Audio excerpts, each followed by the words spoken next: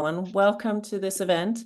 My name is Louisa Morse. I'm the division chair of STR. Thank you very much for being here at this symposium on corporate strategy. I would really heartfully like to thank Philip Meyer-Doyle for organizing and putting together this session. And also thank you very much to the presenters and discussants for contributing to this session.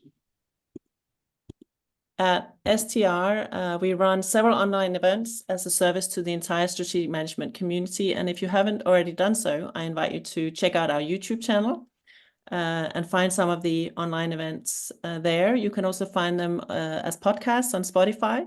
So you can go back and listen to this event later on, for example. And you can find information about our upcoming events on the STR website. I look very much forward to our discussion today, and I will now hand over to Philip to introduce the symposium and the speakers and discussants for the event today. Thank you. Thank you so much, Louise, and welcome everybody. My name is Philip Meyer-Doyle. I'm an associate professor of strategy at INSEAD, and as member of the executive committee of the STR division, it's my great pleasure to organize this year's virtual symposium on corporate strategy research. And we've got a fantastic lineup today. So we've got 4 speakers who are going to present their latest research on corporate strategy topics, and 2 distinguished discussants who will provide their comments on these 4 papers. And so each speaker will have roughly about 12 minutes to share their thoughts with us. So today we've got Lisa Tang, who is an assistant professor of strategy and policy at NUS Business School in Singapore. We've got Colleen Cunningham, an assistant professor of entrepreneurship and strategy at the Eccles School of Business at the University of Utah. And both of their papers will be discussed by Connie Helford, the J. Brian Quinn Professor in Technology and Strategy at the Tang School of Business at Dartmouth College. And then after that, we have Marc DesJardine, who is an associate professor of business administration at Tang as well, and Catherine Magelssen, assistant professor of strategy and entrepreneurship at LBS. And both of their papers will be discussed by Emily Feldman, who's the Michael Tarnopol professor at the Wharton School of the University of Pennsylvania. If you have got any questions and comments on the papers that will be presented, feel free to post them in the chat. And if we've got time at the end, there'll also be the opportunity for you to, of course, raise these and share them with the authors as well. So without further ado, let me start and hand over to Lisa, who will be our first presenter. Okay, just give me a second to share my screen.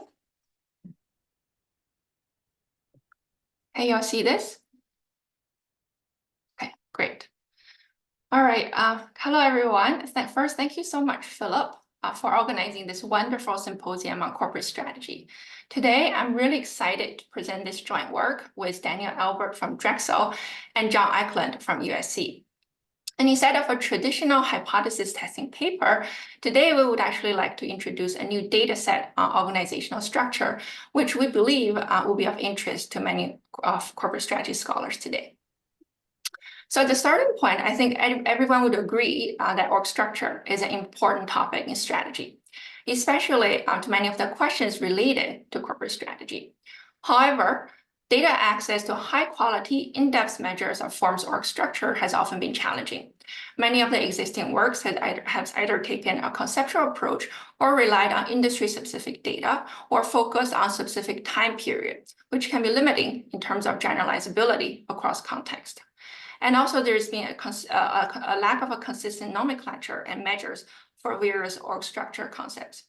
So in our paper, we hope to address these challenges and move the current conversations forward by introducing a novel, meticulously hand-collected data set on the org structure of S&P 500 firms in the last 3 decades, which we plan to make available to all researchers. So historically, scholars have taken yearly 3 approaches to measure firms' org structure. They have either taken taken a survey approach to measure structure by surveying managerial perceptions, or use proxies such as pattern assignments or the distribution of employees, or they have done through an archival approach by leveraging publicly available data. And this last approach is also the approach that we take in our work. Specifically, we infer firm structures based on the composition of their executive team, which is something that we can collect for a large number of publicly listed firms across industries over a long period of time. We developed our data in four stages.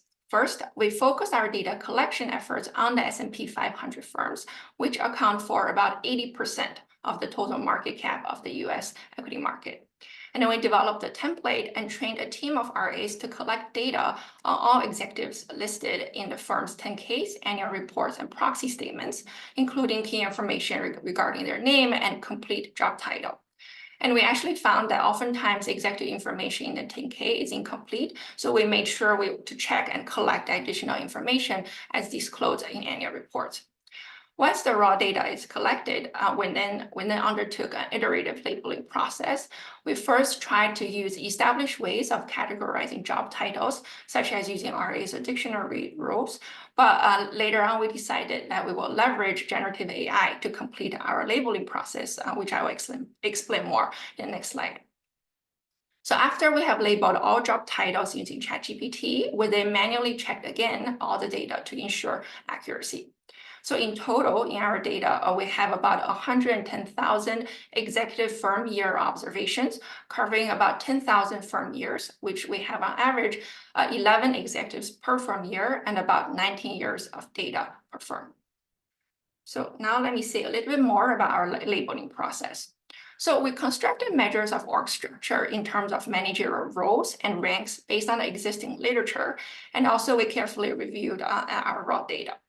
So specifically, we came up with 6 broad managerial roles to classify all job titles, and those roles also align with the value chain responsibilities of the firm. We also came up with 12 managerial rank categories, which capture all ranks as disclosed by the S&P 500 firms themselves in our sample period. And this rank data would actually allow researchers to create hierarchy measures based on internal firm data, and thus avoid problems of arbitrarily imposing the same rank distribution across firms, with oftentimes actually, the same title, for example, vice president, may actually refer to different ranks depending on the firm. So to classify all 110,000 firm job titles into these 18 categories, it's very important to have a good understanding of the context of the specific job title. And specifically for the roles relating to business units, and also in cases when the executive are holding multiple roles. So after we explored both dictionary-based and RA-based labeling approaches, we decided to take advantage of the recent breakthroughs in large language models, specifically pre-trained models that are extremely apt at understanding human language and context. So in our AI labeling stage, we further fine-tuned a pre-trained model from OpenAI. So fine-tuning is very different from the simply prompting. Right? Fine-tuning is a process that changes the original model's behavior to better align with a particular task. So in our case, the task is a classification and labeling of job titles. So to develop a fine-tuned model, we first created a training set that consists of 4,000 random observations from our sample and 130 synthetic edge cases. And then we split the sample 70-30 in terms of training and validation. We also made sure to double check the training set to ensure that all the appropriate labels are assigned. So for example, in this example, you see here, Chief Financial Officer and Vice President of Consumer Markets, the correct role labels should include CXO, Support Function, and Business Unit. And then the rank label should be VP, should also be picked up. And you can see here, for example, for the business unit roles, it's very easy for us to assign it. However, this is something that would be difficult to define a dictionary or use keyword search to pick up, because the name of business units would vary depending on the firm. But this rule is something that we can actually train and then fine-tune language models on.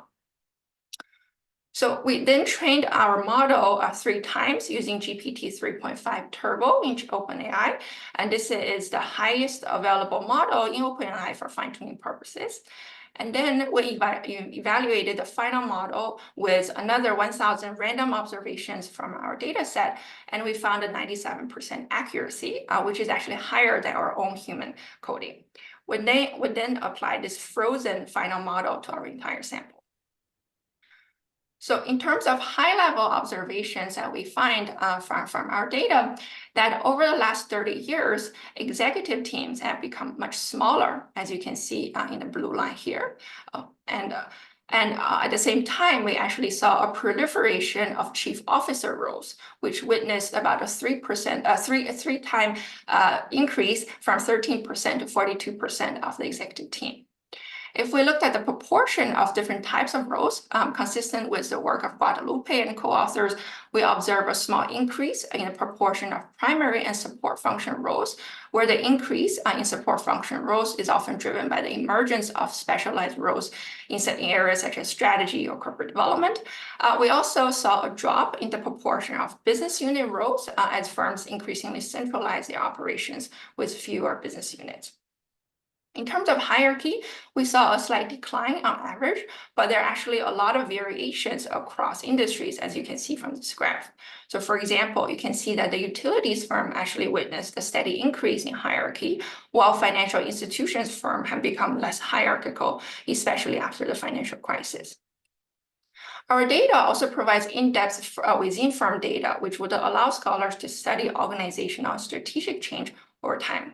So for example, many of you may be familiar with Microsoft's famous reorganization in 2013 from previously a decentralized BU-focused organization towards a functional structure, similar to what Facebook and Apple have done for years.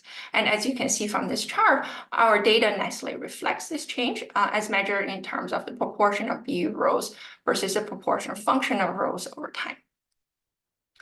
As we plan to make this data set publicly available, we also plan to provide firm identifiers such as QSIP and GVPs, which researchers can then easily merge with other established data sources such as CompuStat, SDC, and CRISP. We also compared our data against ExecuComp, which also provides data on executives of public firms. However, ExecuComp typically only report the top 5 highest paid executives and not the entire team as reported in annual reports and 10-Ks.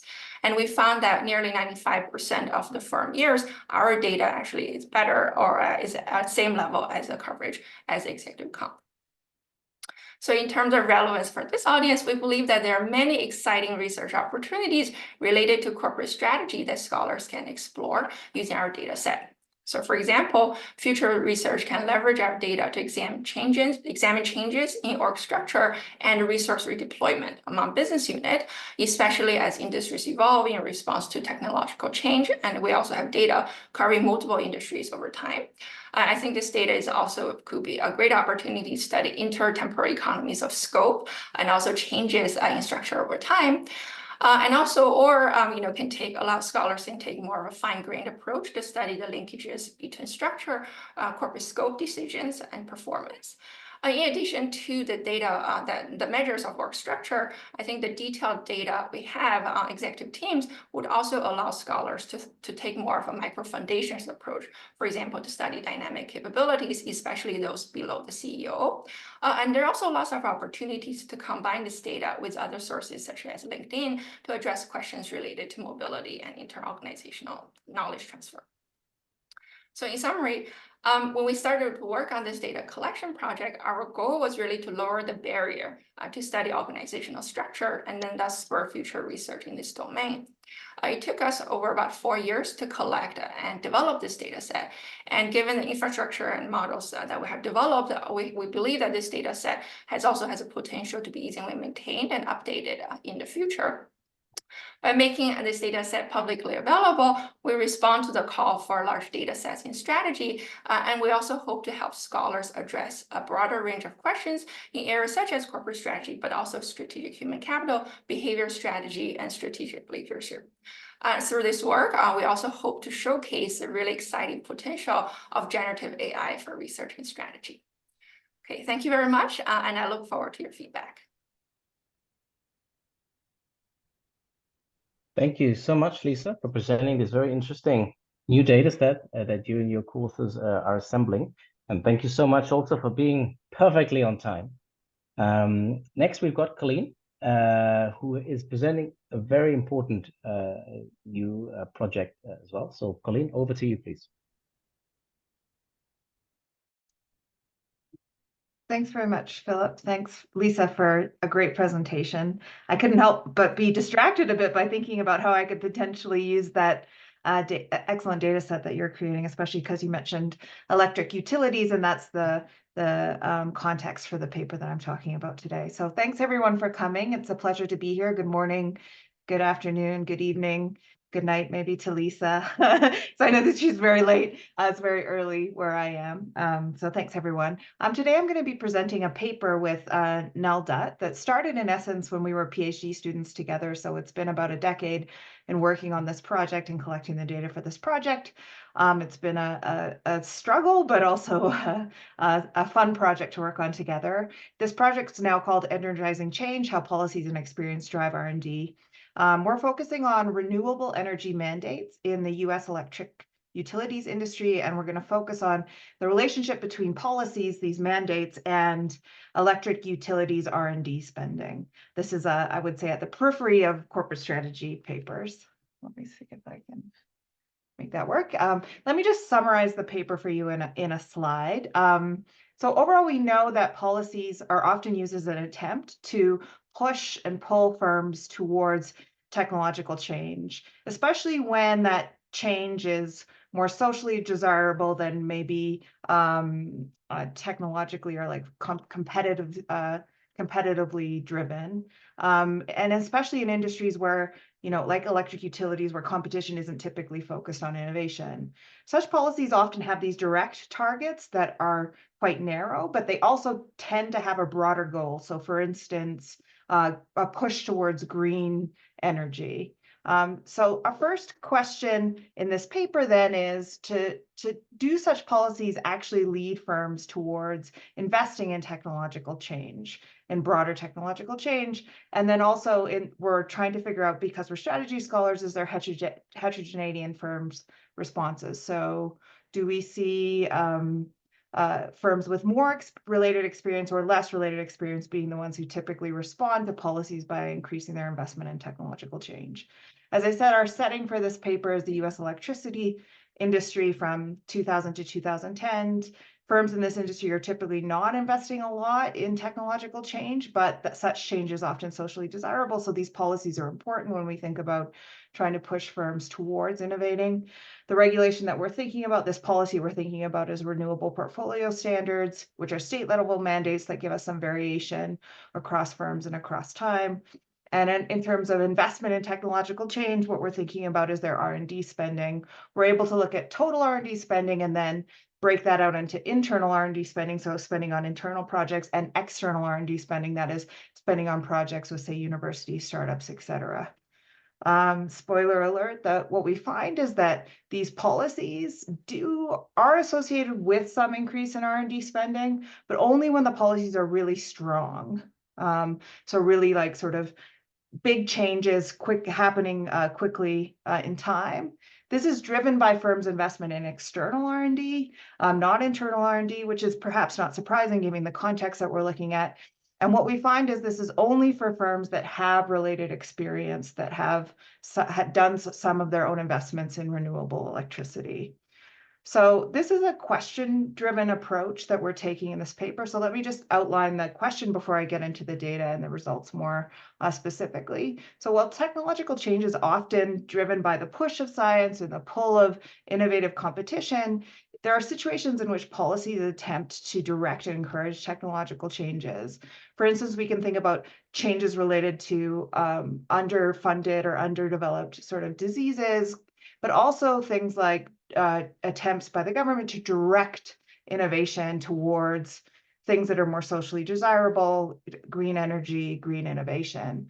So our baseline question first is to try to think, like, do such policies actually increase such investments? Do renewable portfolio standards for electric utilities in the US actually lead to increased R&D investment by firms? And then, given this is a strategy audience and a strategy paper, we want to understand how how experience with the technology might moderate firms' policy-related responses. The tension here is that experienced firms might be the only ones that have sufficient resources and capabilities to benefit from increasing their R&D, but they're the ones that don't necessarily need to invest in response to the policy. They're already doing something, versus those without any experience are really the ones often we think that are going to be targeted by these policies. They're the ones who have need, but potentially less ability to be able to increase their R&D. So we're asking this open question of, does experience help or hurt firms' policy-related responses in terms of their investments? Our context is the US electric utilities industry from 2000 to 2010.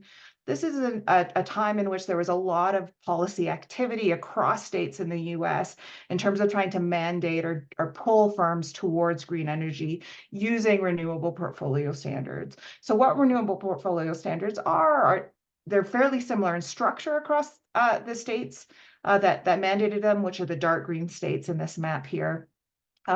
Basically, it's like some percent of energy sold has to be renewable by some year in the future. So maybe it's 15% by 2020, or 25% by 2025, or 100% by 2035. There's a lot of variation in the specifics, but that's sort of the structure of these policies. And when I say stronger, I mean it's either bigger numbers or closer in time to when the policy is enacted, or some combination of both. And our measure actually combines both, although we pull them apart in some analyses. So the empirical setup in this paper, we have 130 publicly owned electric utility firms. These are the firms for which these policies are binding over these years when the policy is coming. These policies are being rolled out. Our outcomes are R&D. We have total R&D, and then we separate out internal R&D and external R&D, where external R&D is stuff spent with external partners. So you can get some sense of the raw numbers that they spend about $2 million on average per firm in R&D, although there's a ton of variation in how much is spent. And this is sort of less than 2% of less than 10% of revenue. So it's not a particularly R&D intensive industry to begin with. And what we're predicting, or what we're looking at, what relates to R&D spending is the policy strength, and then do they have renewable experience or not? We have a barrage of controls, state fixed effects, because the states are vary in terms of their characteristics, year fixed effects, state year controls, firm year controls. I won't go into those because I want to make sure that I keep on time like Lisa did. So in terms of our results, what do we find? So we're looking at trying to explain R&D as a function of the strength of these mandates, and separating it out based on renewable experience or experience related to the policy. What we find when we look at total R&D is, if we just look at the policy by itself, we don't see a relationship between policy and R&D spending. But when we separate out firms based on their experience relating to the policy, that is their experience in generating renewable electricity, it's the firms with some renewable experience that increase their R&D or increase. And it's stronger policies, or the policy strength really matters here in terms of the level that they increase. This is total R&D. When we break that out into external and internal R&D, it's driven fully by external R&D, increases in external R&D spending, which we don't find particularly surprising given this industry. Typically, firms, even though they might have some technological experience, these aren't like big innovative firms, and so that they tend to finance or invest externally. So you get to put some more structure on these numbers. We can think like a 1 standard deviation increase in the strength of this policy and the enactment of this policy leads to an 8% increase in total R&D spending, or a 15% increase in external R&D spending by these firms.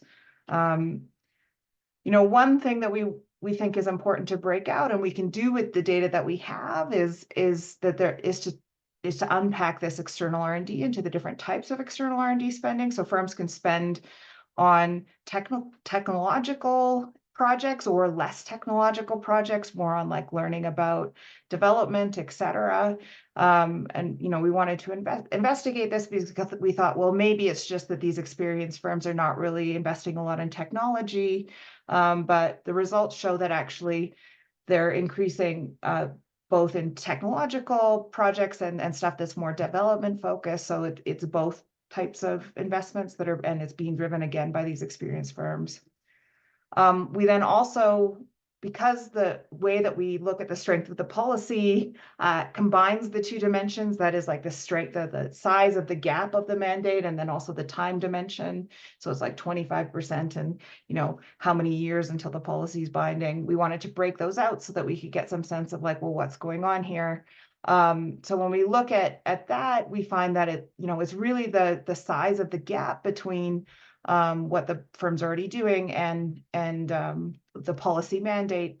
That's positively driving what firms are doing.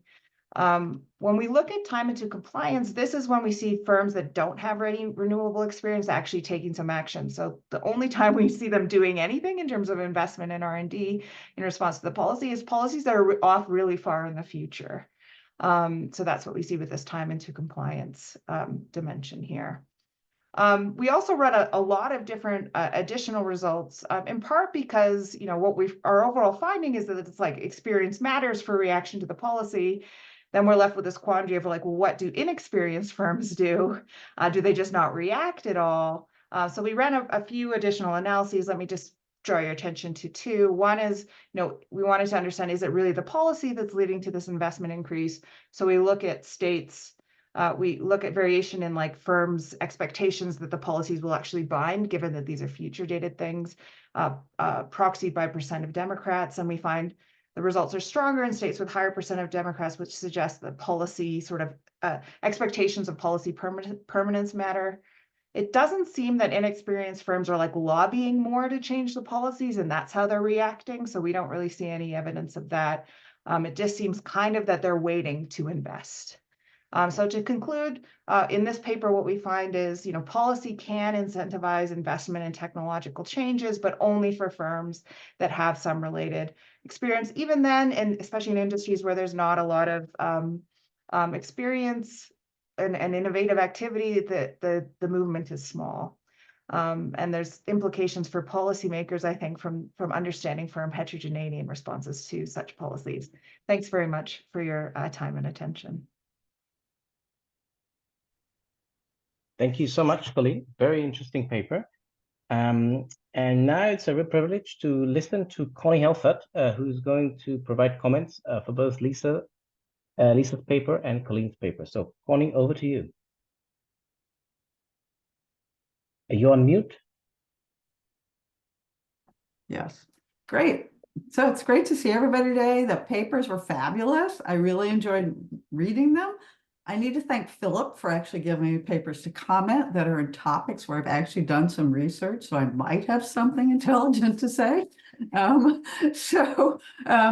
I don't have slides, right? I have lots of notes here, and I'll be squinting at them. So just word of warning, and I guess I have slightly under 12 minutes at this point. So let me see what I can do.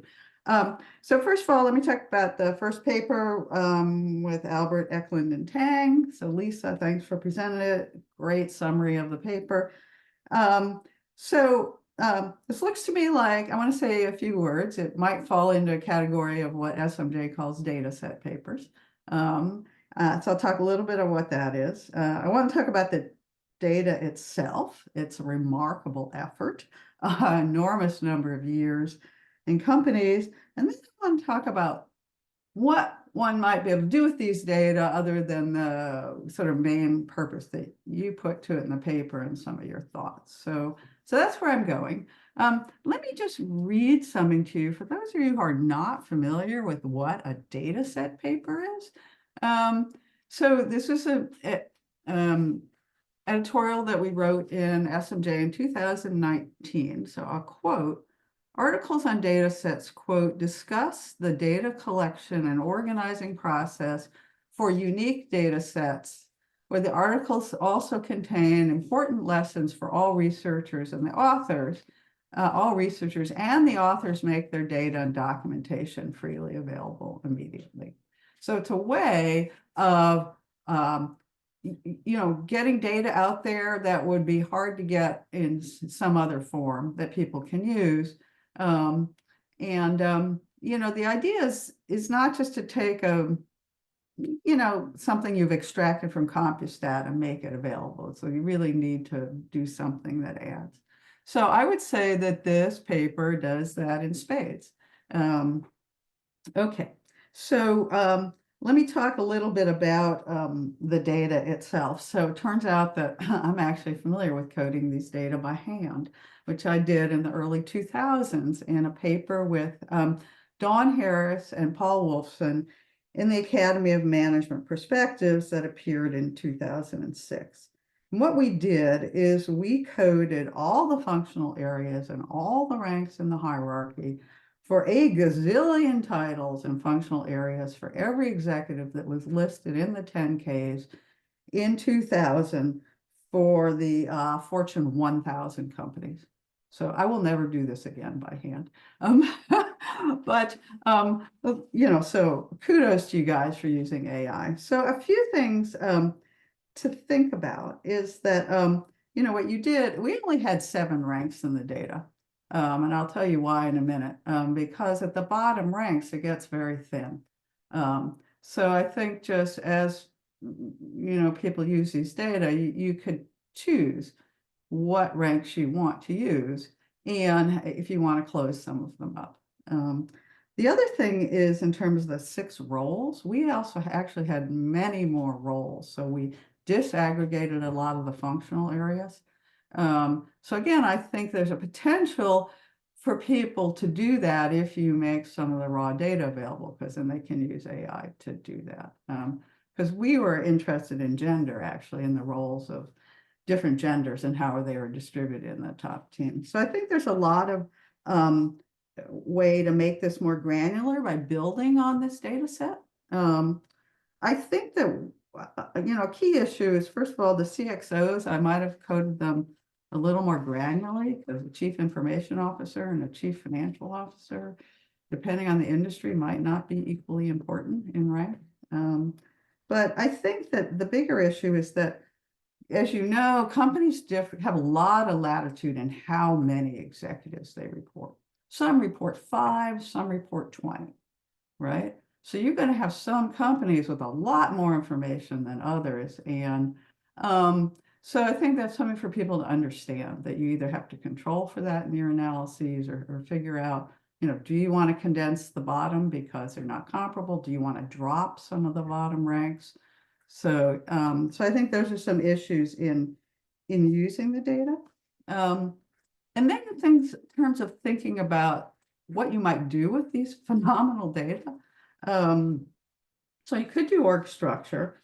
I have to say, my gut reaction is that it's a rough proxy, very rough proxy for organizational structure, right? Because again, companies have so much latitude about who they put in the top team for what reason, right? And I think one reason they put people in the top team is because I think they have a need to know, not necessarily because of reporting structure, right? Those might go together, but not necessarily. Like, they need the information to get to the top in a way that it isn't in some other way. But it might not be that centralization or decentralization. So I would just, again, that's one reason why I think it's a rough guide to org structure, but I think it's pretty rough.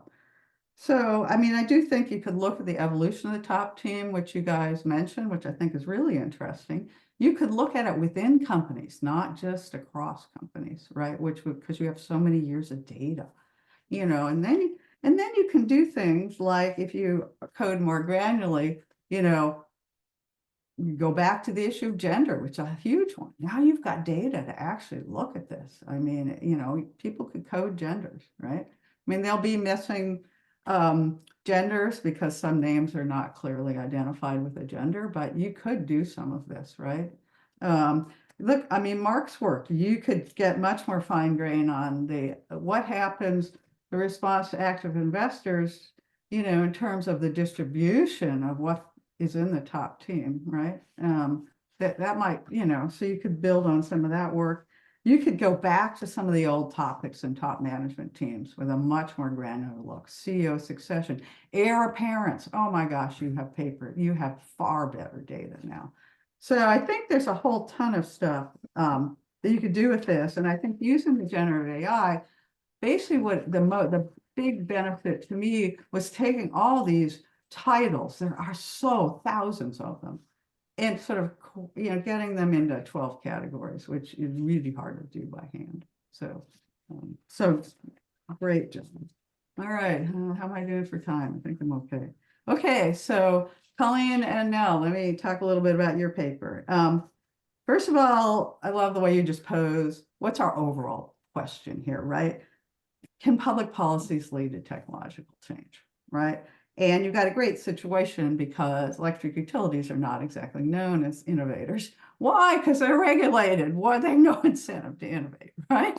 So it's a great setting. And it's not something where we have a lot of like general theories, right? Although we might have some general ones that it's likely to push them, right? But that's sort of unsatisfying. So, but let me just tell people, this is again something that I'm proud to say SMJ has sort of pioneered, these sort of question-driven approaches in strategy.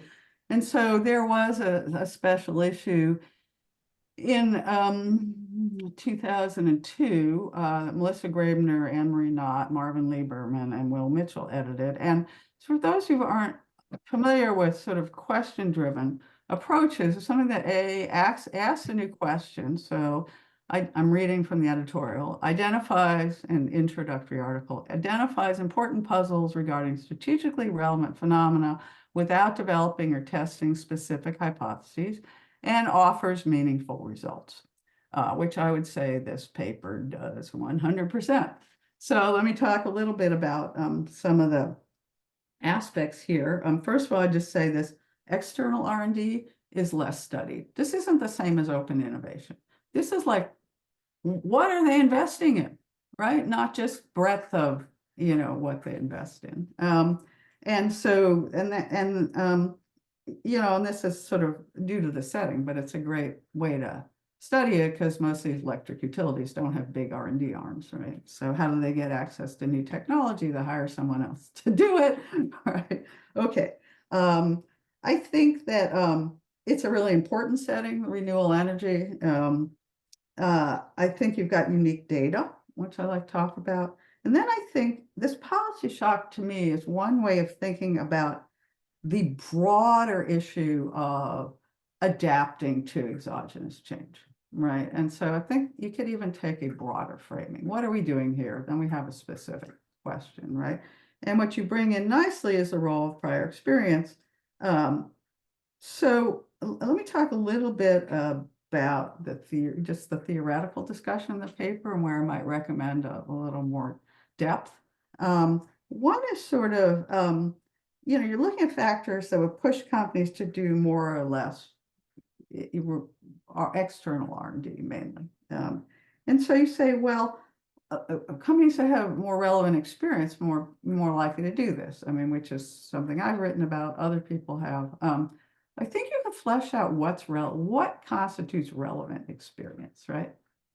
In general and in a setting like this, right? It's a little bit in the discussion of the data and results, but I think it's really important for the theory. Like, what do we mean, right? I talk about complementary R&D.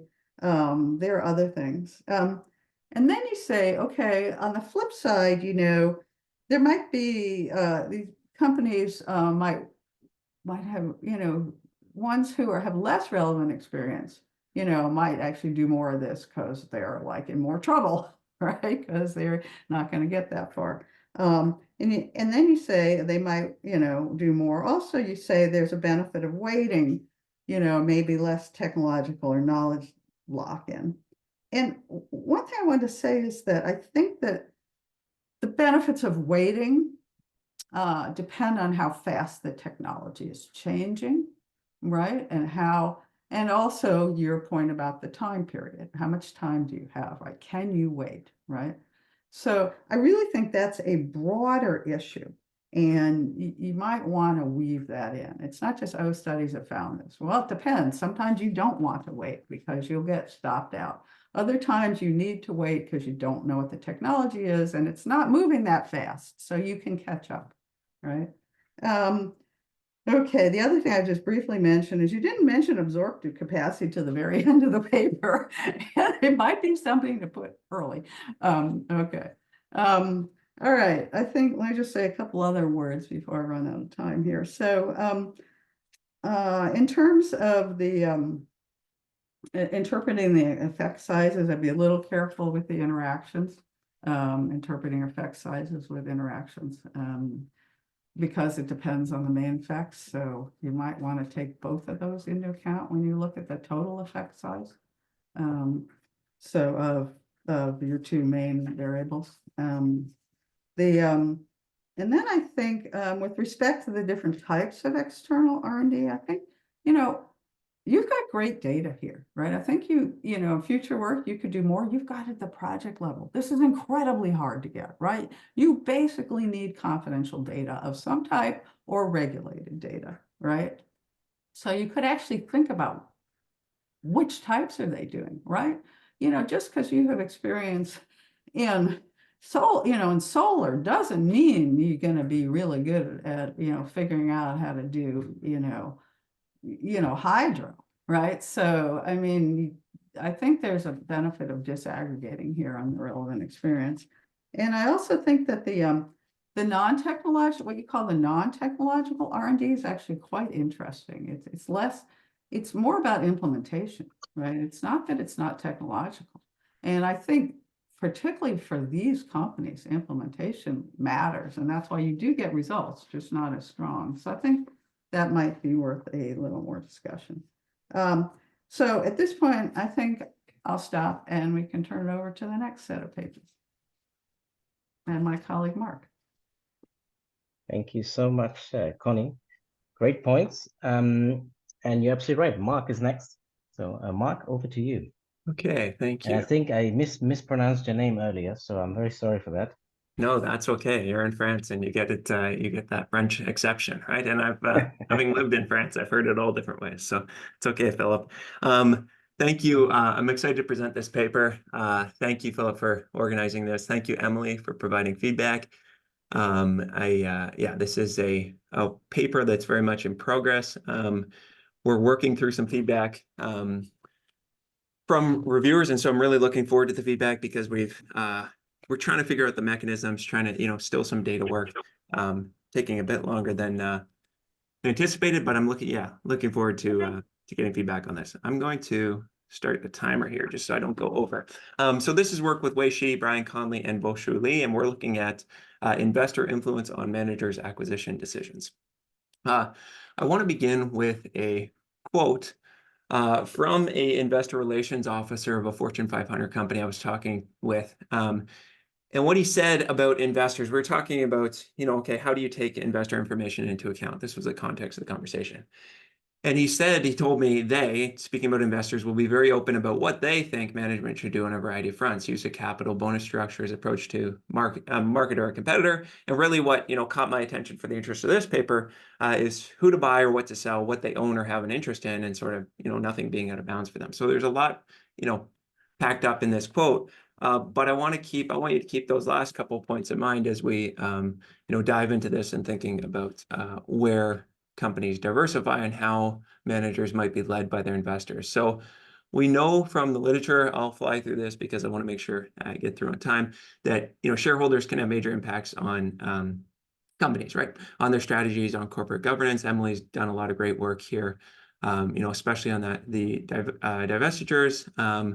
And so we glean from that literature that institutional investors influence these decisions through these two major channels, voice and threat of exit. And both, what's important, what we're really the essence of this paper, and why it genuinely excites me, is we look at the literature, it's sort of a push strategy. And, it's this idea of sort of activism and, engaging managers, telling them what to do. And what we're trying to establish in the paper is that maybe there's a pull strategy in which information still flows from investors to managers, but managers pull the information out rather than investors sort of force it on them. And so the idea is sort of this new form of influence. And like I'm saying, pull versus push.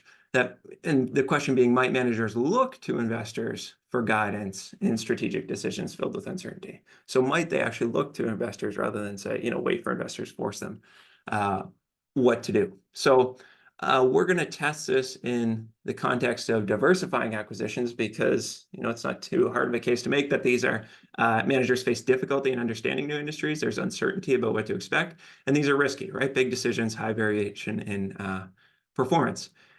And we know that managers look for external information about industries to assist in their decision-making process in this, right? So they're looking for information about where to diversify next when they've decided to do that. So we're going to make the case that managers actually look to investors for guidance. Why? Institutional investors develop close relationships with managers.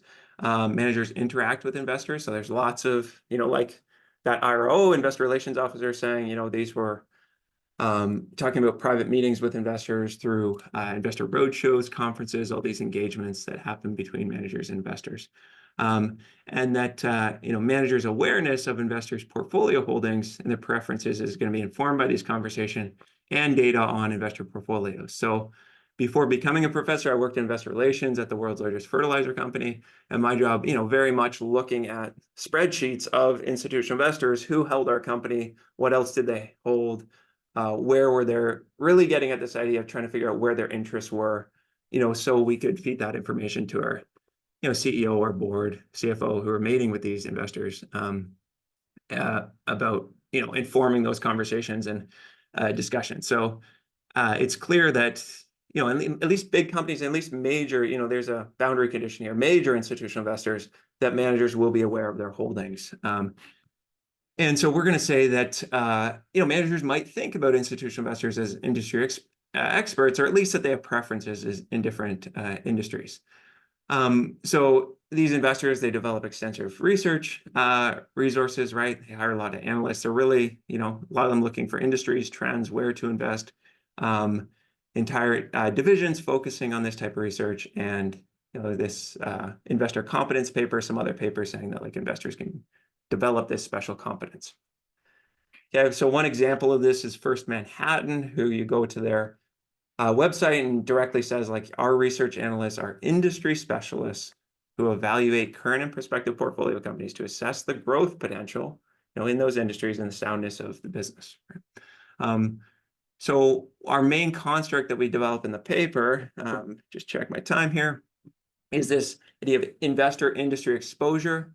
And this is the extent to which a firm's major, again, that boundary condition, institutional investors own shares of firms in another industry. So how exposed is the focal firm's investors to other industries? And so the argument is that when faced with uncertainty about where to diversify, managers are going to imitate their investors' portfolios. So, like I said, managers can see this information as credible. But this is actually, maybe there's that First Manhattan quote, right? There's potential growth in this industry space that they're not seeing. And then the other side of this is sort of a pacification argument that imitating their major institutional investors is just going to get managers less pushback, right? That they're invested in these industries anyway.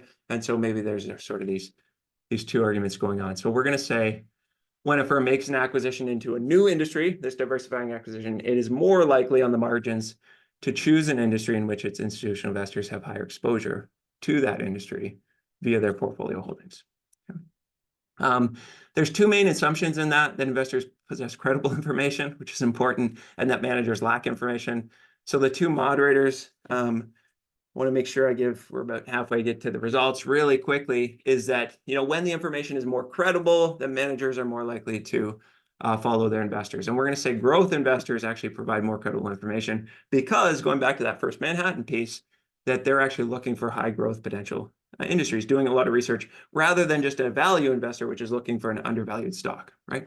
Not looking at the potential, which obviously the former, the growth potential, managers are going to care more about that with a diversifying acquisition. So basically, that's a long way of saying H1 is going to be stronger for growth, for institutional investors that follow a growth strategy, right? So managers are going to be more likely to follow growth institutional investors into new industries rather than value investors.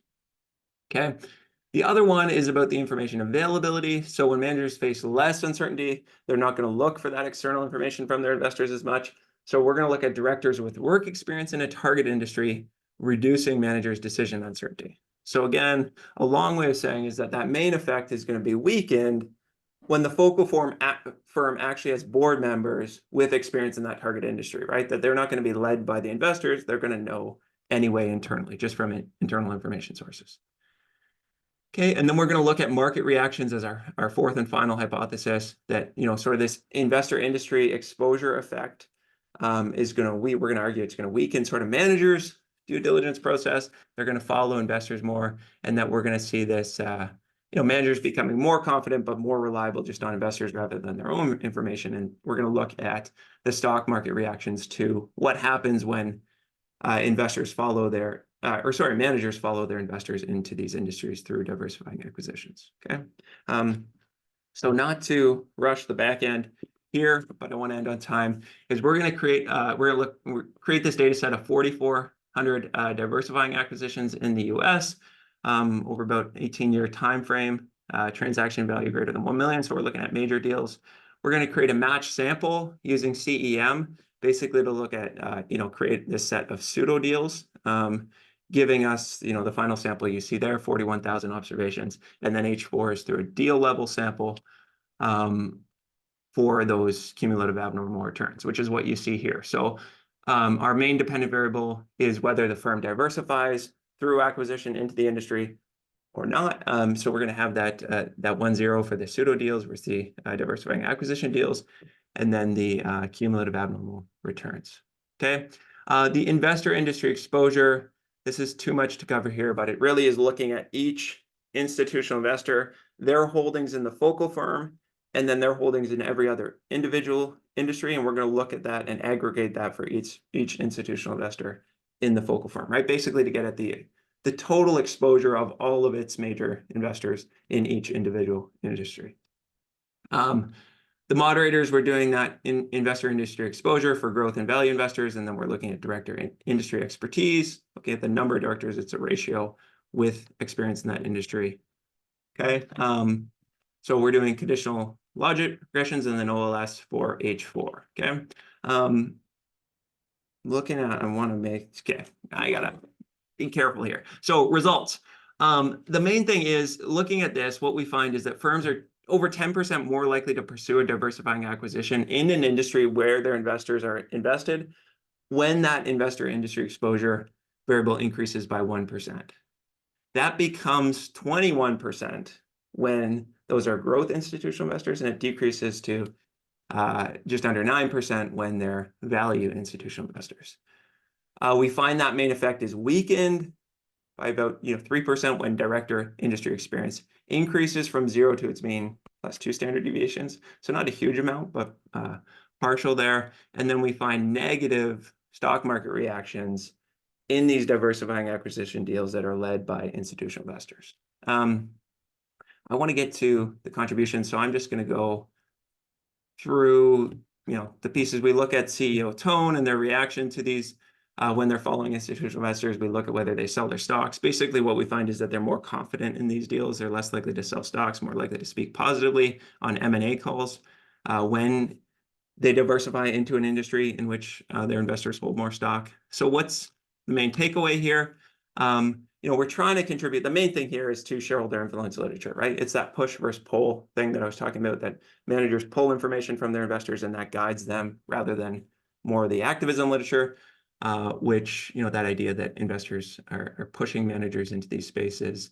We're looking at the effect of this idea of governance actors, industry expertise, and how actually industry experience not only lead to positive outcomes on the board, but actually, reduce negative outcomes. If we think about H4 and those abnormal stock returns.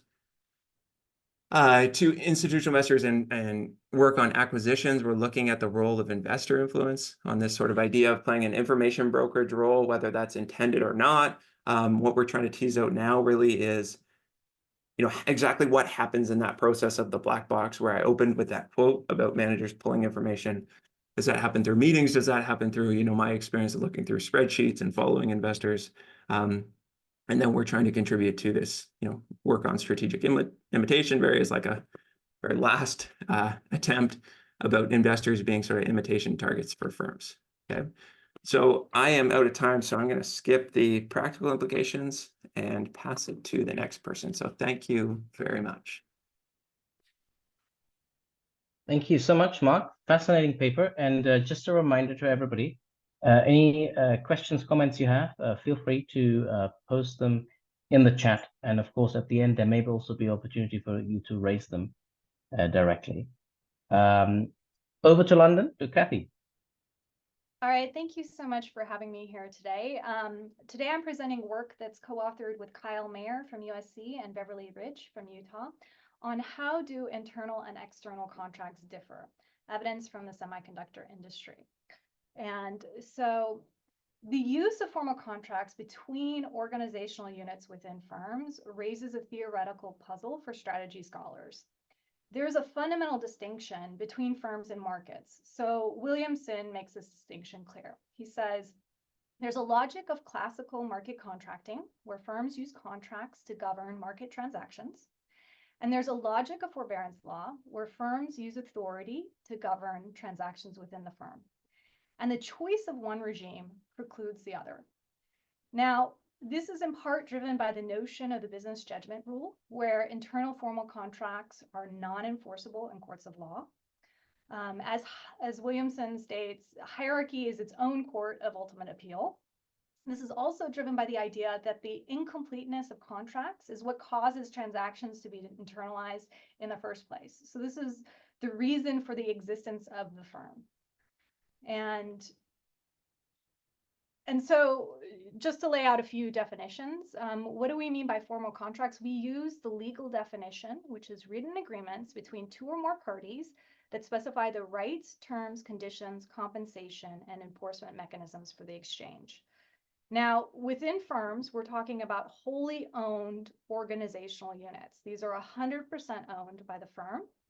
Between firms or external, we're referring to fully or partially separately owned. So anything that's not 100% owned by the firm. Now, while all agreements may contain some of these elements within them, what's important is that the relative weights of what they contain may differ, especially if we think of formal contracts as being used to address transactional problems. The transactional problems within firms may differ from transactional problems between firms. Now, this is theoretically and empirically important. Over 60% of world trade is generated by transactions within firms. 69 of the top 100 economies of the world are firms. Fortune 500 firms accounted for over 2/3 of US GDP in 2019. Every day, billions of transactions happen within firms.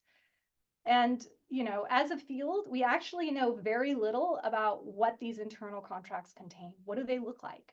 So the purpose of this study is to ask the simple question, what are the primary issues addressed in internal contracts? And how do they differ from contracts between firms? So we're going to take as given the internal contracts. So we're not looking at whether or not they have it, but given that they have one, what is contained in these contracts? We aim to make an empirical contribution where we're going to do topic modeling on the formal contracts. We want the data to speak for itself rather than us imposing our own theory on the data. We're going to develop some stylized facts and then do some regression analyses to better understand how internal and external contracts differ. And in so doing, we also will contribute to the theory of the governance of transactions and the governance of the firm, the theory of the firm. Now, from existing research, what we do have some baseline expectations. So existing research would maybe suggest that based on the business judgment rule, one might expect that internal contracts will actually place very little to no emphasis on enforcement terms. Also, because incentives are weaker within firms than between firms, it may mean that internal contracts will place greater emphasis on compensation than external contracts.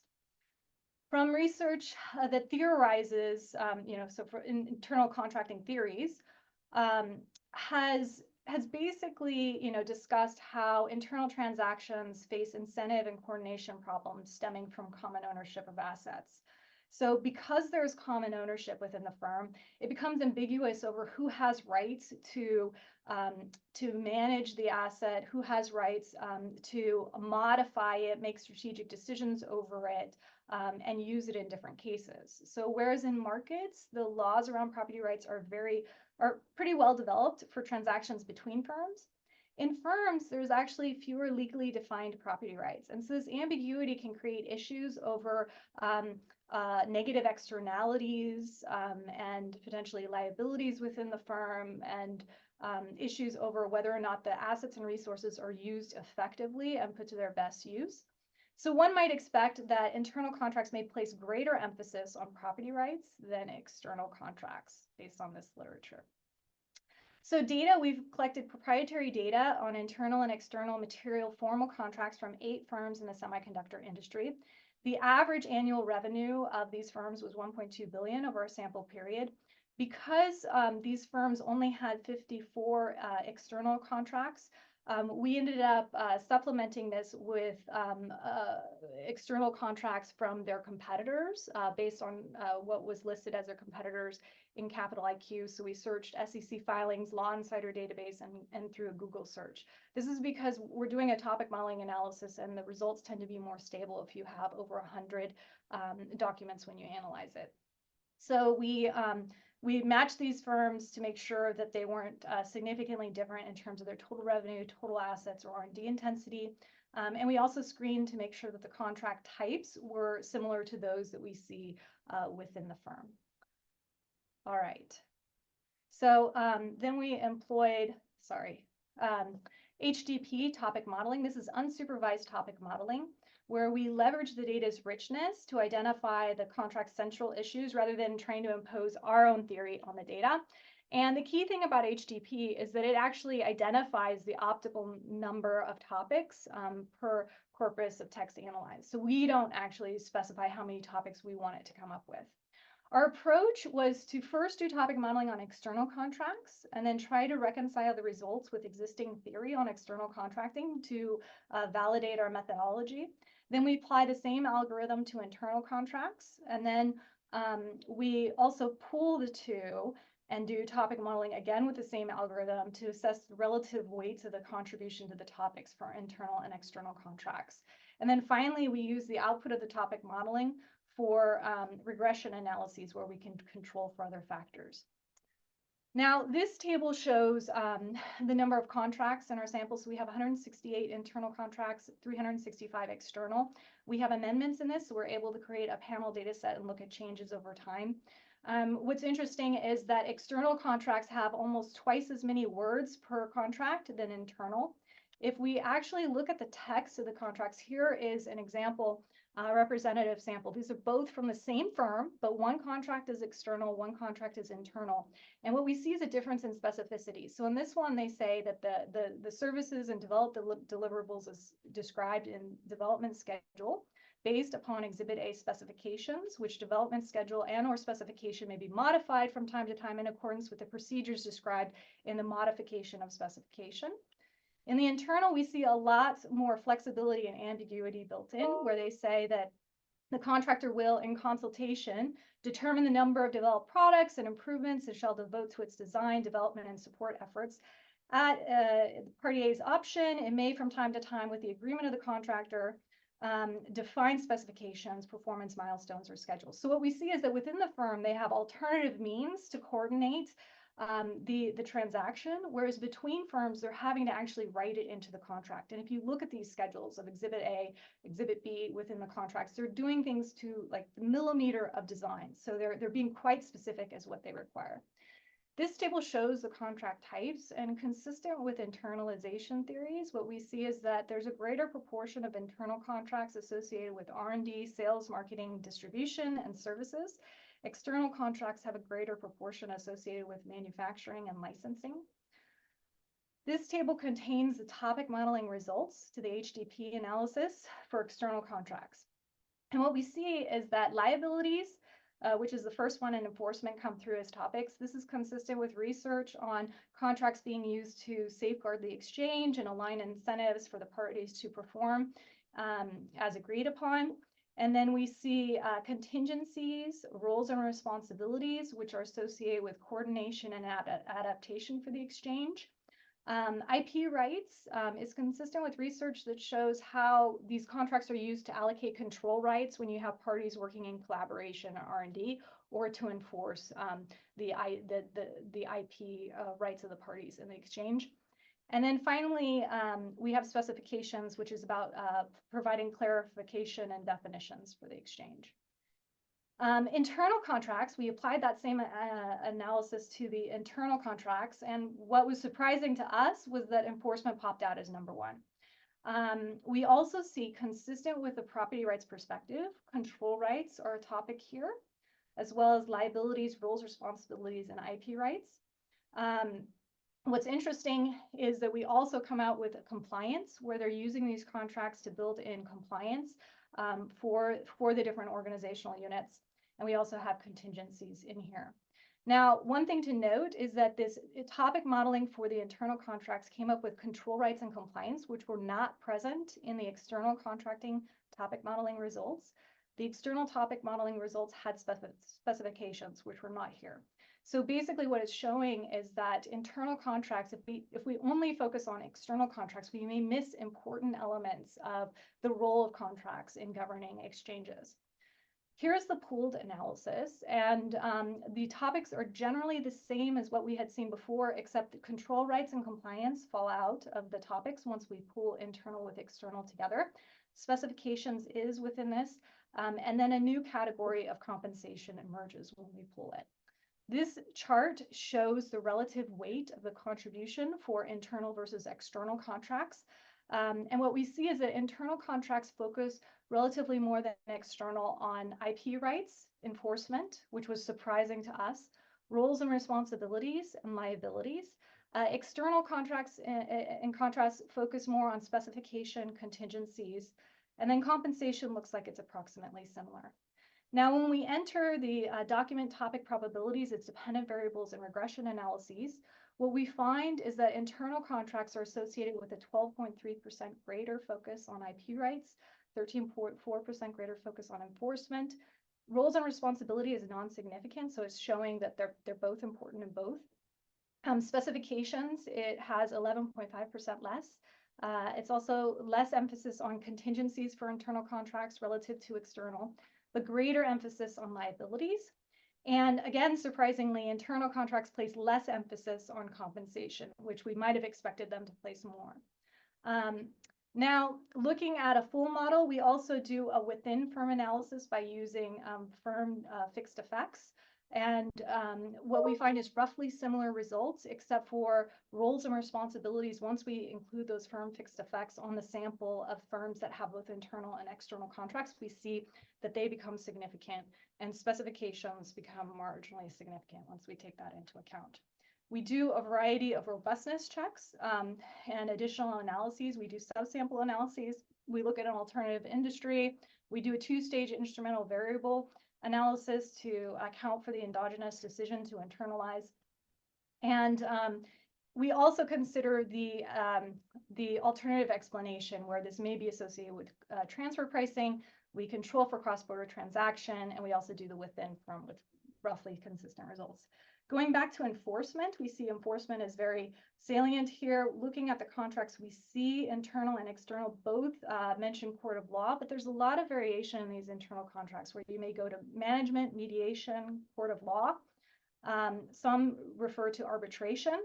You may say, do they actually sue their parents? Well, we see anecdotal examples in the news. There's court cases. We talked to general counsels of companies, and what some of them said is, yeah, they can sue. We use arbitration clauses in our contracts to keep it private. When we talk to managers, does this even matter to you? And they say, of course it matters. If we didn't have enforcement, we wouldn't care. But because of it, everybody's very careful to make sure that they do what they said that you would do. So basically, this is credibly shifting the payoffs of the parties of the exchange, where parties are more likely to adhere to the agreement. This reduces the likelihood of ex post reneging, and it's more clearly a violation of the relational contract. So we look at these as complementary to relational contracts within firm, and then by shifting the payoffs, it's basically bolstering those. So what does this mean? The choice of hierarchy does not necessarily preclude the choice of contract law. It's about hierarchy and contract law. So this is the first evidence of the differences between internal and external formal contracts. We contribute to the literature of formal contracts as governance mechanisms, saying that, these formal contracts, we're seeing they're adapted to complement the transactional context, firms versus markets. For internal, they're featuring more rights allocations than external. They have control rights and IP rights within them. External are focused more on specification and contingencies because that separate ownership determines authority. They have to specify exactly what they want for the exchange to set expectations for the agreement. And then these internal contracts are placing significant emphasis on enforcement. So it means the choice of hierarchy does not preclude the choice of contract law. This is shifting that payoff structure to reinforce the relational contracts internally. And it raises many research questions for future research on the theory of the firm, dispute resolution processes within firms, transactional governance, divestitures, org design, and resource management. So with that, thank you. Thank you so much, Kathy. Very, very interesting research. And now we have the privilege of listening to Emily, who is going to provide comments on both Mark's paper as well as Kathy's paper. Thanks so much. Thanks, Philip. Thanks, Louise. And thanks, everyone, for being here, as well as our presenters for some really interesting presentations. What a pleasure to sit here for an hour and a half and talk about research. I never get to do this anymore, so made me happy here this morning.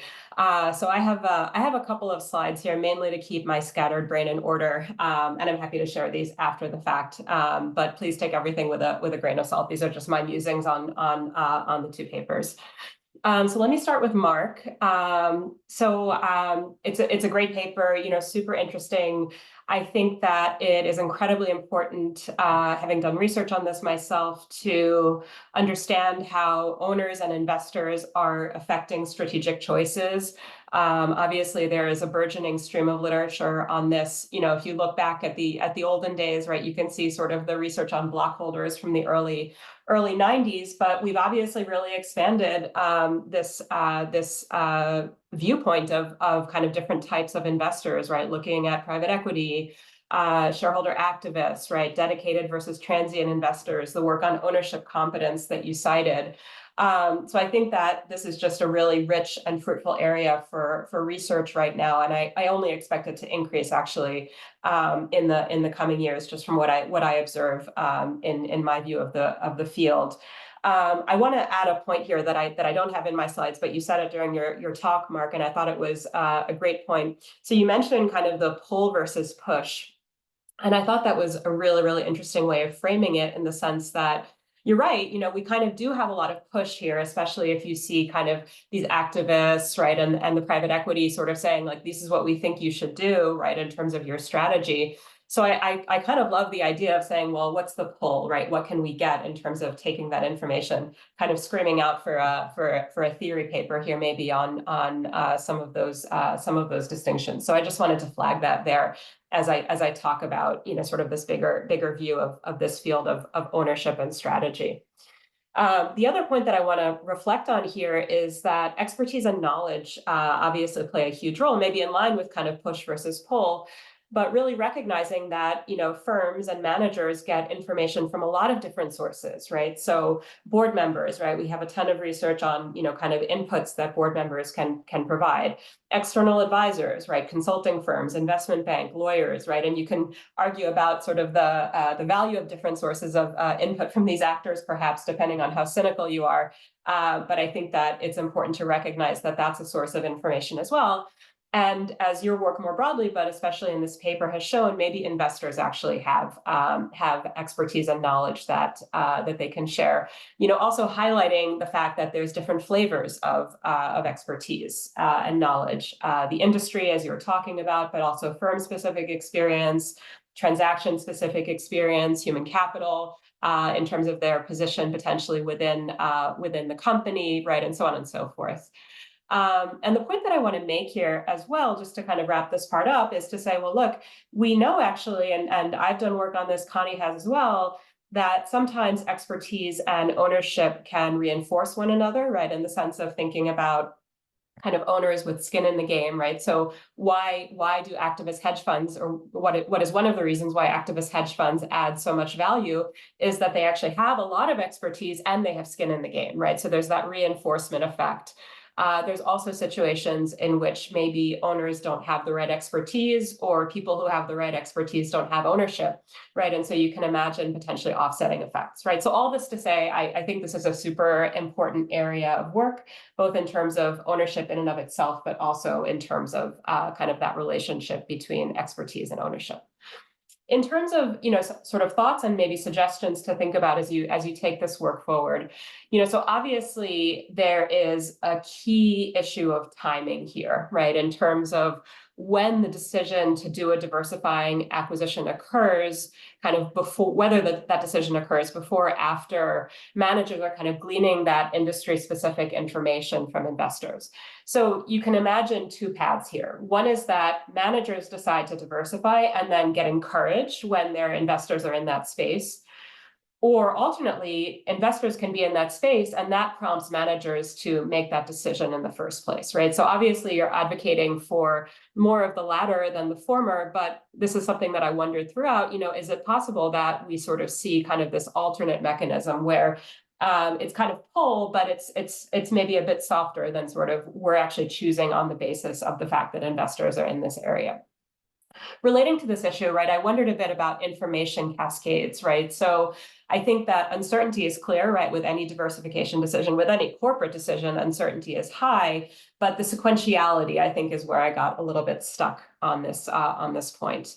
And, maybe kind of to twist this and say it a bit differently, as kind of a final point here, is it that investor industry exposure is solving a problem that managers don't have the right information? Or is it revealing an opportunity that maybe they didn't think about, right? So again, kind of the same issue, but just putting it a little bit differently.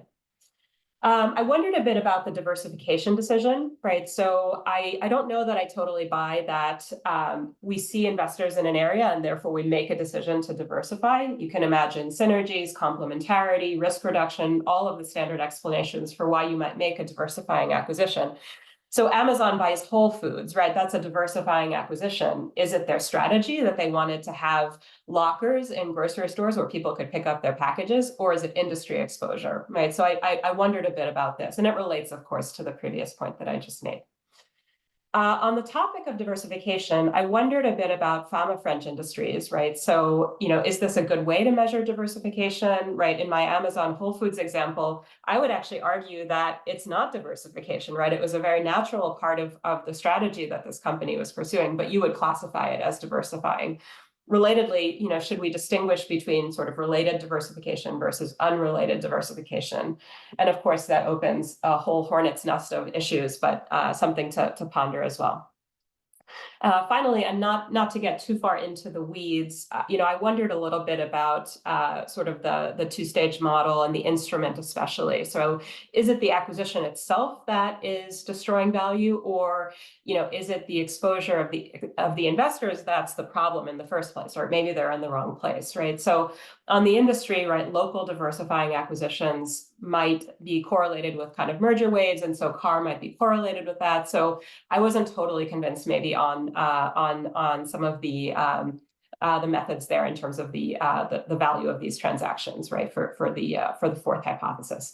But all in all, a great paper, super interesting, and really enjoyed kind of reflecting on a lot of topics and ideas that are near and dear to my heart. So thank you for this. Let me turn now to Kathy's paper, and I really enjoyed this paper as well. I felt like I was learning something that is a bit outside of my wheelhouse, and I spent a good bit of time, trying to connect it to what I do think about and some of the issues that are important to me.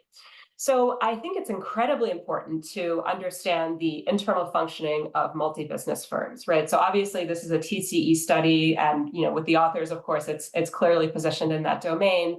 But I think there's a much broader, sort of field here that this could connect to, right? Especially in terms of, sort of governing these companies that have businesses in a lot of different areas, as well as kind of the transactions they might take to change their scope. So it's kind of assumed away in the paper, but maybe it shouldn't be, right? So sort of thinking about where do we shift firm boundaries and what does that imply for sort of the companies that we're looking at in their internal functioning. Even the work on parenting that I think is relevant here, and how multi-unit firms might add or destroy value for their business units. So I guess I would say that there's kind of a bigger picture here that's important to kind of connect to even beyond kind of the TCE side. The other issue that really struck me was how important it is to bring in kind of the law, right? So I've gotten a real education in this myself, just from kind of my outward-facing work recently, but it's incredibly important to understand how these legal aspects affect corporate decision-making. And if you're reading the newspaper, you see this every day, right? So contracts obviously at issue in this paper, antitrust, national security, non-compete agreements, right? All of these issues are just making headlines and really radically changing kind of corporate decision-making and corporate policies. So I strongly advocate for more research that kind of looks on the legal aspects. Finally, of course, super cool data, and it's incredibly rare to be able to look at this level of granularity within the company. So kudos to you guys for kind of putting in the effort and doing this work here on the data side of the story. In terms of thoughts, and I have one more that I'll add here that I was kind of pondering while you were talking. So obviously you frame this very much as kind of a theoretical puzzle, right? That there is a choice between markets and hierarchy, or contracts and hierarchy, and that the two are fundamentally incompatible, right? It's kind of the way that this is framed. So I wondered, does this really match the reality of business practice, right? Is it really surprising, I guess, in a sense, that companies use contracts to govern how their business units interact with one another?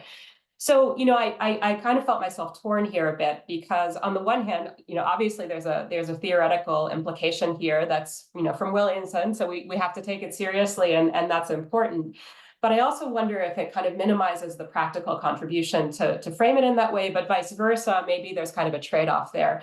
So, just the thought, right, in terms of thinking about what you want to emphasize and how you might want to reflect on sort of theory versus practice here as you think about this gap, right, of kind of contracts versus hierarchy.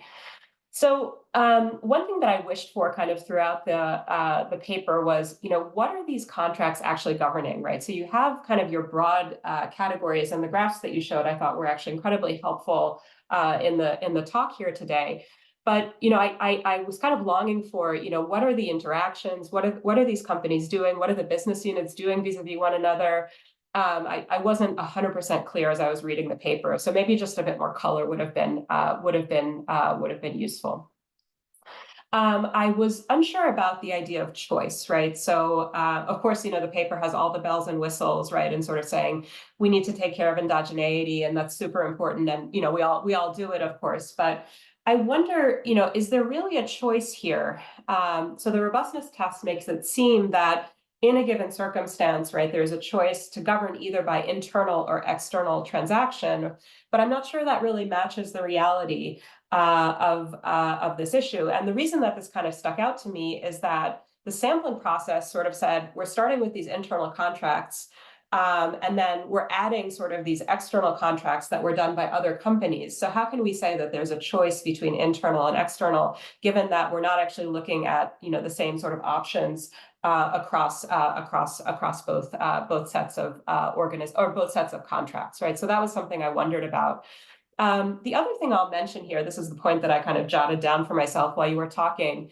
So I wonder if there's kind of a third way also here, in the sense of saying that sometimes there are contracts that can be hybrids of both internal and external. And having worked on spinoffs, as most of you probably know, in a lot of my work, right, I've seen these in action, right? So a transition services agreement, right, is explicitly a contract that's designed to manage the transition from hierarchy to market. So, do we actually consider that as an internal contract? Do we consider it as an external contract? Does it have implications?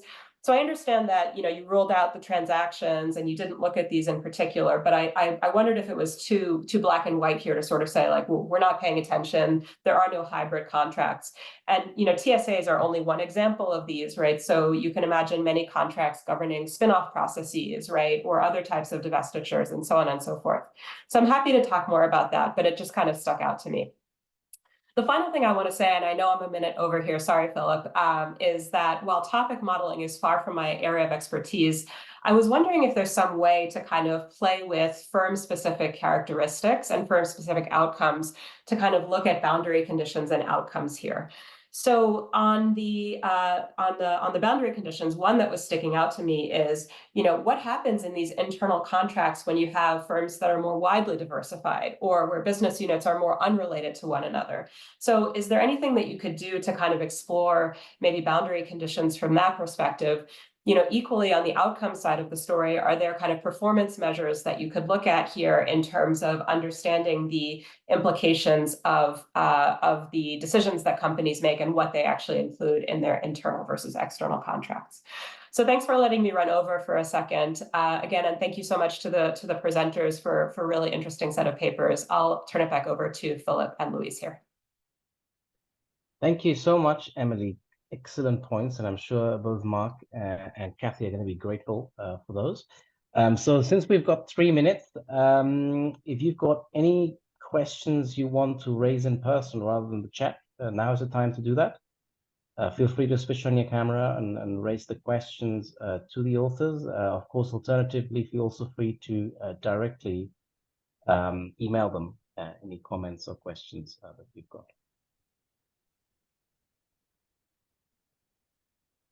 All right, I don't think anybody's speaking up. So with this in mind, what I'd like to do as a very last thing, especially targeting the PhD students and the postdocs out there, just to advertise an event, or 2 events rather, that we're very soon are organizing. So it's scheduled for the 23rd of May and the 28th of May.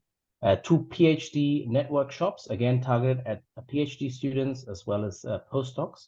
It's really a great opportunity to get feedback on your research in a very small group environment. And given the time zone challenges, we've got one organized for Europe and Asia-based students or postdocs, and one for kind of the Americas as well. And we've got great senior scholars who've committed their time to give you feedback.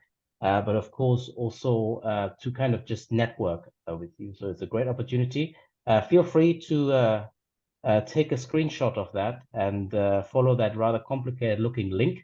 Of course, if you won't be able to kind of type this down in time, feel free also to email Florence or myself directly. Technically, the application deadline was yesterday, but we're not that rigid on the application deadline. So feel free to email us.